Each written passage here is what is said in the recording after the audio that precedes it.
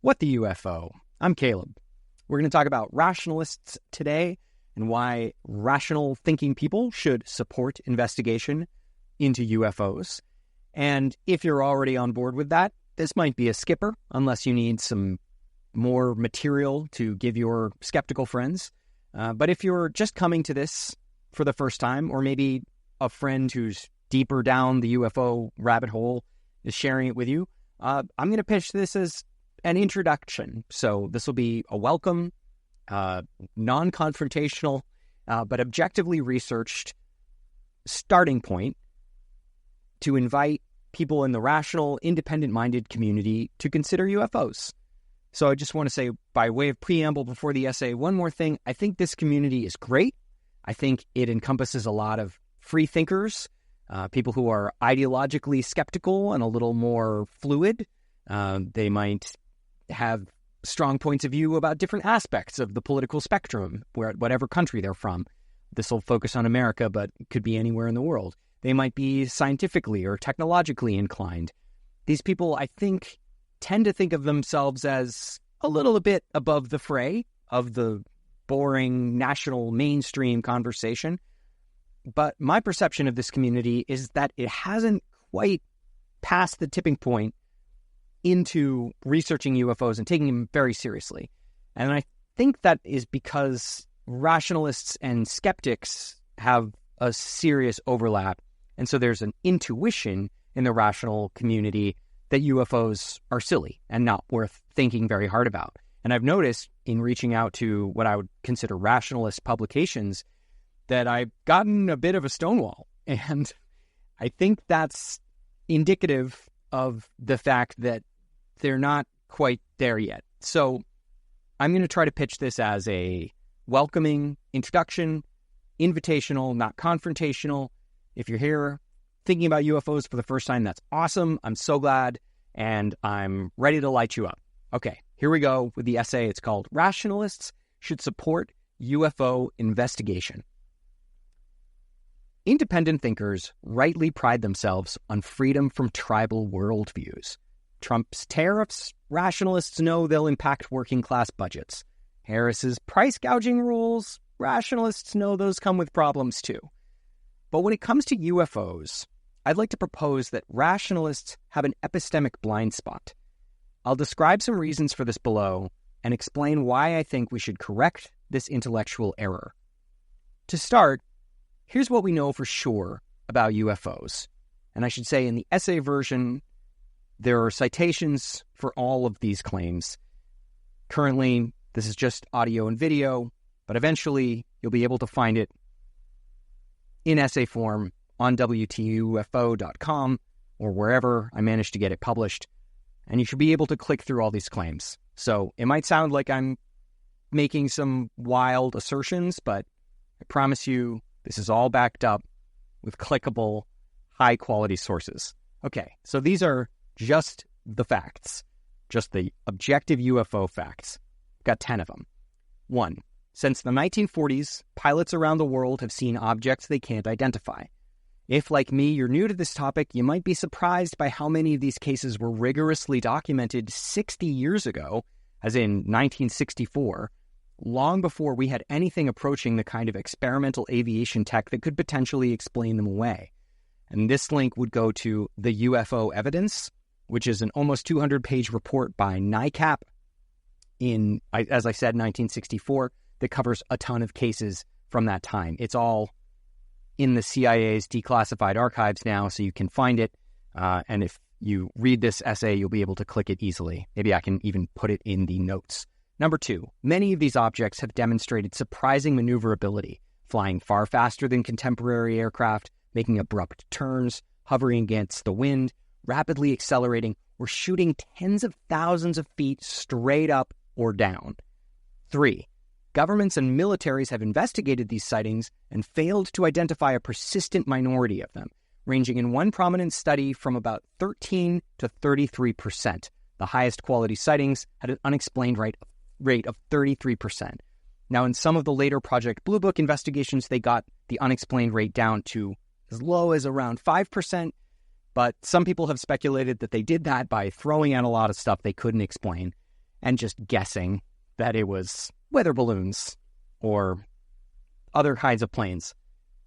At any rate, even when you squint and tilt your head, the absolute lowest you can get is a few percentage points of unexplained. It won't go away, and we've been researching it for 80 years. 4. Recent sensor improvements have led to a steep increase in military sightings to the point that in the past few decades, it's become normal for some pilots to see UFOs on their instruments every day. Famously, Ryan Graves makes this claim in a 60 Minutes interview, and there's a Washington Post story describing that. 5. The intelligence community has confirmed to Congress that some UFOs, which I would call a subset of unidentified anomalous phenomena, because they are in fact unidentified flying objects, are indeed physical objects. The intelligence community has confirmed this to Congress. And the Director of National Intelligence, which is an intelligence community agency in the executive branch of the United States, reported in 2021 that we have established this certainty using multiple kinds of sensors, including radar, infrared, electro-optical, weapons seekers, and visual observation. So that's 5 ways that we've seen these things and confirmed that they actually exist. 6. The DNI further reported that it could not conclusively identify these objects as either secret U.S. or adversarial technology. 7. One naval commander, this is David Fravor, testified to Congress that the object he witnessed in 2004 near the Nimitz, I believe, was far beyond any technology in our development pipeline. At the time, before, now, just tech that, as far as David Fravor knew, we don't have anything even remotely like. 8. Highly cleared officials ranging from Herbert McMaster, I keep forgetting his name is Herbert, because McMaster sounds so serious, and Herbert is a fun name, to John Brennan, to Avril Haines, also a fun name, to Barack Obama, you might have heard of him, have publicly stated that we do not know and cannot currently explain the origin of some of these objects. So all sorts of public defense officials and security state officials, elected, appointed, all of them, have said these things are up there, we don't know what they are. 9. Despite repeated Pentagon evasions on this subject, which many mainstream news outlets have accepted entirely at face value, just repeating the same statement from the Pentagon spokesperson again and again, or just reprinting the report by AARO, which is one small sub-office of the Pentagon that doesn't know very much about this subject, multiple credible sources have alleged that the United States military actively researches UFOs and that these objects are indisputably non-human.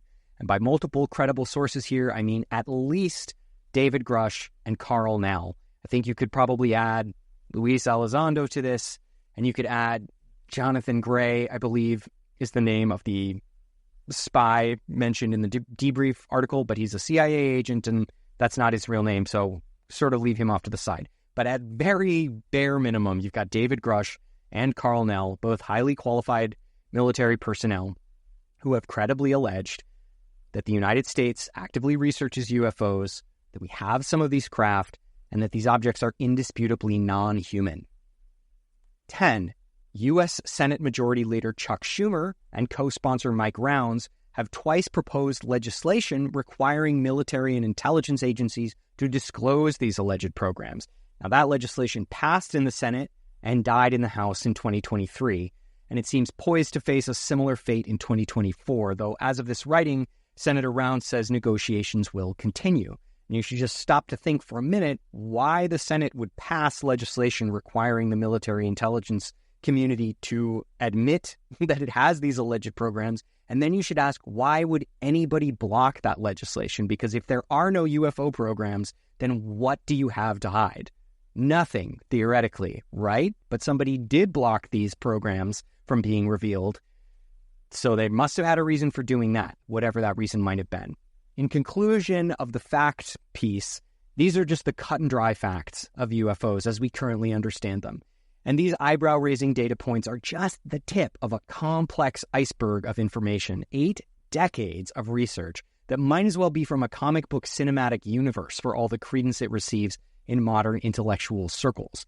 I hope that's changing, and maybe things like this are part of that. So part 2, 5 theories for incurious denial. Why is that? What accounts for the widespread disinterest among elite thinkers in what could turn out to be the biggest story in human history? Here are a few theories. First, as much as we like to think of ourselves as rigorous logical thinkers, even rationalists read the room. We absorb each other's expectations and assumptions, just like any other group of humans, and so far, the collective intuition of this cohort has yet to reach its tipping point into a conviction that UFOs could actually be non-human technology. Second, the academic community has a particularly acute version of this groupthink problem. High-profile scientists with impeccable credentials like Harvard's Avi Loeb and Stanford's Gary Nolan receive persistent denigration from skeptical colleagues for their work on these subjects. No wonder scientists with less prestige and institutional credibility are loath to publicly espouse UFO research. Third, the U.S. military and intelligence communities have waged a multi-decade effort to discredit UFO research. Even as within the military, these craft have received extraordinary attention and interest that can be objectively verified from many now declassified documents. And I would link here to the Twining memo that says these saucers are real and not visionary or fictitious. The chief scientific advisor of the Air Force's 1952 to 1969 UFO investigation Project Blue Book described that effort as a, quote, foul up, and blamed the 1953 CIA-initiated Robertson panel for the widespread misapprehension of UFO science that continues to this day. And if you know about ufology, you know that the Robertson panel was plagued by scandal, that there was a memo that leaked in which Robertson himself said, this is basically a sham, and the trick will be to imply to people that we're doing objective research while reaching a predetermined conclusion. So people were very upset about that, and many of the researchers resigned in protest because they did actual science and found things that they found really compelling, and Robertson blew it all off and said the whole thing was not worth investigating. And that is the last time that there was a major public investigation funded by the United States government scientifically into UFOs. That's the last time. It's over half a century ago now. That happened in the 50s. Fourth, humans have an inherent bias toward believing we're the smartest species around. Outside of religious and tribal traditions, many of which explicitly endorse beliefs in powerful beings from the sky, everything humans know about our history has reinforced this theory that we're the most advanced species for tens of thousands of years. The idea that intelligent visitors may be surveilling us with advanced technology is difficult for many of us to believe. But what exactly are our grounds for this skepticism? Because modern human societies largely avoid the few hundred groups of uncontacted peoples we know live on our planet. So would we behave any differently if we visited another populated world and found uncontacted peoples there?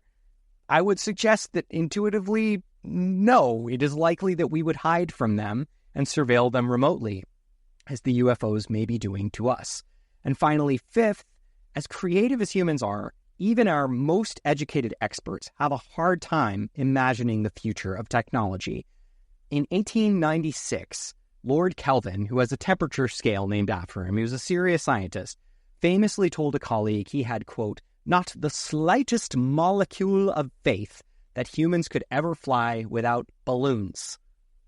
Today, despite notable progress on theoretical warp drive physics, that's a real thing that real scientists study, and also serious research suggesting that UAP may be capable of interstellar travel on timelines of weeks to months to years, many scientists will likewise tell you that faster-than-light propulsion will never be possible, making visitations from other planets vanishingly unlikely.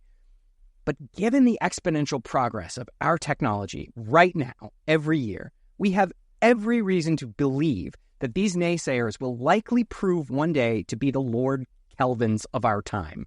The Lord's Kelvin, informed experts, in other words, who are nonetheless staggeringly wrong about a critical and imminent scientific development. That's possible. Smart, highly educated people, even whole groups of them, can be really wrong. And when scientific revolutions roll around, that's the norm. So part 3, last part, the UFO scientific revolution. It's time for the intellectual community at large to start processing the strong possibility that UFOs represent a scientific paradigm shift. As Thomas Kuhn described in his 1962 work, The Structure of Scientific Revolutions, which comes up a lot in ufology for obvious reasons, these changes happen when dominant theories consistently fail to explain anomalous data. The scientific field undergoing such a transformation enters a period of crisis until a new, stable theory emerges that can account for all this information. So we're in the process of that change right now. And when you're ready to learn more, you can check out some of the budding scientific institutions dedicated to studying UFOs, including the Soul Foundation, the Galileo Project, the Scientific Coalition for UAP Studies, the Visible College, the Society for UAP Studies, and the new peer-reviewed journal Limina, which is a product of the Society for UAP Studies. Also, shout out to the Visible College, got named during an episode of this podcast. Thank you, Dr. Stephen Brown. We still listen and support you in all your efforts. You should also explore the organizations pushing for more military transparency, including New Paradigm Institute, the UAP Disclosure Fund, and the UAP Caucus. Political stuff's important too. You should call your representatives. And finally, to familiarize yourself with the basic historical situation, you should read Leslie Kean, Richard Dolan, and Ross Coulthart's works on this topic. These are all 21st century authors, and it's pronounced Leslie Kean, but I say Kean so you can spell it right. Leslie Kean. You gotta read her book if you haven't. It's called UFOs. Generals, pilots, and government officials go on the record, I believe. You'd never guess it from the dearth of mainstream media coverage, but UFO science is an area of active interest and increasing investigation. In researching guests for this show, I built a list of over 300 scientists who are currently working in this field. So if you know any of them, please ask them to call me because I'm emailing them all right now, and they're very busy people. So despite a persistent, silly stigma, UFOs are not a joke or a crank topic. Astounding as this sounds, they could well turn out to be non-human technology. As a rational thinker considering the evidence carefully, your prior should be that this is a genuine possibility. And since the discovery of non-human intelligence on Earth would be the biggest scientific story in our history, even an intuitively low likelihood warrants serious investigation. Independent, clear thinkers like you should be better equipped to notice this imperative than those who take their intellectual cues from slower-moving institutional media narratives. The sheeple, the sheeple. So now that we know the shape of the situation, rationalists should actively support scientific and journalistic research into this subject. Emphasis on both. Scientific, we've got it happening. Journalistic research, we need more investigative research into this subject. We need more questions for top military officials. We need more long, hard-hitting pieces. We need deeper study and widespread discussion of this. And also, finally, we should pressure our elected officials to enact more rigorous public oversight of the military and intelligence agencies, which almost certainly know more than they have told us so far. So in conclusion, public evidence suggests that we are in the brink of an enormous scientific revolution regarding UFOs. It's time, you could say it's long past time, for people who consider themselves well-informed to learn about this topic, contribute to the conversation, and help move us toward the truth, however surprising it might turn out to be. Thank you for listening. Good luck with your conversations, and please reach out anytime. Bye.